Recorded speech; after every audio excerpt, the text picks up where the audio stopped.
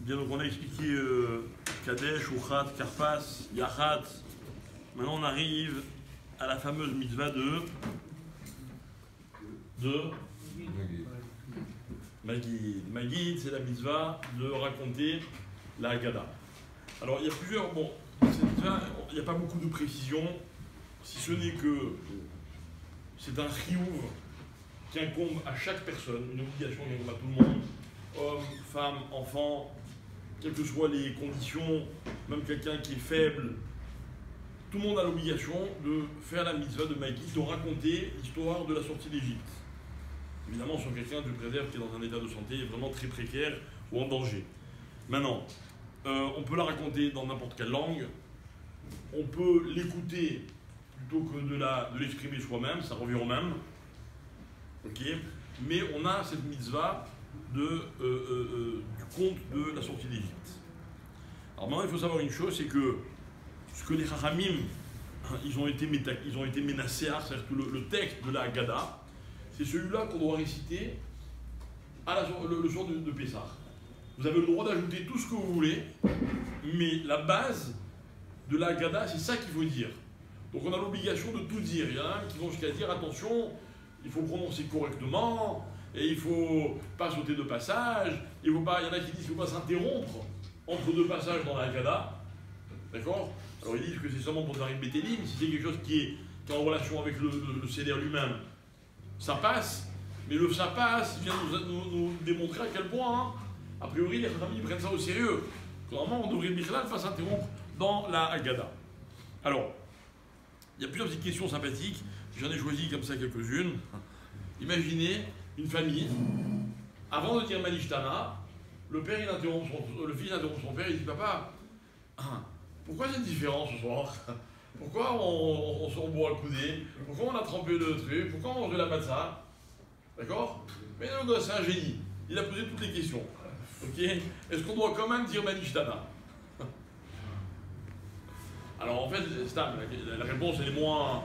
La question est intéressante. Est-ce que ça arrive un cas pareil? Vraiment, les enfants, pour qu'ils disent Manishtana, il faut les supplier. Ok? Mais on voit de là que quoi? Alors la réponse est que oui, il faut le dire quand même. Maintenant, je n'ai pas besoin de rentrer dans les détails, vous connaissez le déroulement de la Haggadah, mais le soir de la Haggadah, il faut faire en sorte, il faut tout faire pour que les enfants posent des questions. On a un certain nombre de missions. On a toutes les mitzvot de la Haggadah, d'accord? On a la mitzvah de Magid, qui est la mitzvah qui prend le plus de temps, mais on a la mitzvah de faire en sorte que les enfants soient concernés par ce qui se passe. Et un enfant, quand il est concerné, il pose des questions. Comment on sait si un enfant ils sont concernés ou pas? Est-ce qu'il pose des questions ou est-ce qu'il ne pose pas de questions? Si un enfant ne pose aucune question, soit c'est qu'il a déjà tout préparé à l'avance, ok, ça c'est possible. Non, c'est vrai, il y a des enfants qui savent comment ça va se passer la Haggadah, c'est qu'on leur apprend à l'école, même au GAN, etc. Donc c'est déjà, on va dire, c'est déjà répété. Et, ou alors, il va se poser des questions. Il va demander qu'est-ce qui se passe, pourquoi ceci, pourquoi cela. L'enfant, il aime tout savoir. Alors, vous connaissez l'histoire, Karpas, on le fait pour que les enfants posent des questions. La halakha dit qu'on distribue aux enfants, à l'époque, c'était pas comme chez nous, on n'avait pas M. Sebag, donc il ne distribuait pas des bonbons, mais il distribuait des noix, des ceci, des cela, etc.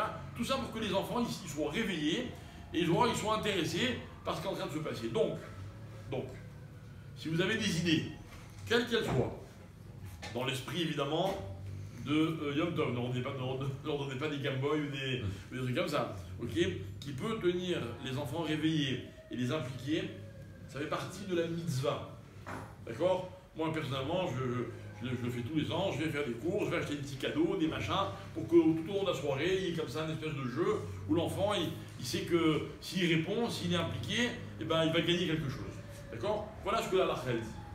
Maintenant, on a dit hier, je le répète, c'est valable pour les enfants, ok? Évidemment, tout dépend à quel public on s'adresse. Ici, on va dire que c'est valable aussi pour les petits-enfants. D'accord? C'est-à-dire que tout le monde est concerné. Il n'y a pas à dire, ah, moi, mes enfants, ils sont grands, je les ai élevés. Non, non. Ok?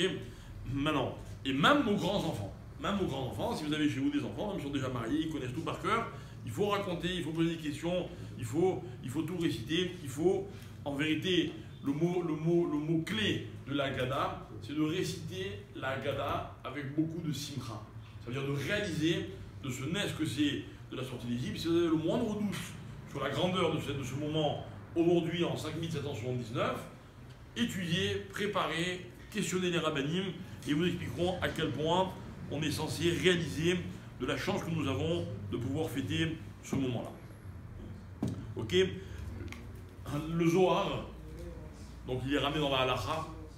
Le Zohar, il dit, je ne vais pas vous faire tout le texte, dans le ramin il est un peu long, il dit, celui qui récite la Haggadah, qui raconte les nissim d'Akadosh Baruch Hu avec joie, d'accord, avec joie, et bon, il écrit Bechedva, etc., il dit, Kedin, Idvasef, les Chila, avec Vorata, les Haïla, etc., il va, Akadosh Baruch Hu, c'est une promesse du Zohar, il lui donne la force de faire la Haggadah convenablement. Donc, au début de la Haggadah, ok, j'en vois déjà certains ici dire oulala, il est tard, oulala, quelle heure on va se coucher, oulala, moi après 11h, je suis plus. Non, non, il n'y a pas. Celui qui veut faire la Haggadah, promesse du Zohar qu'il aura la force de la dire avec joie jusqu'au bout.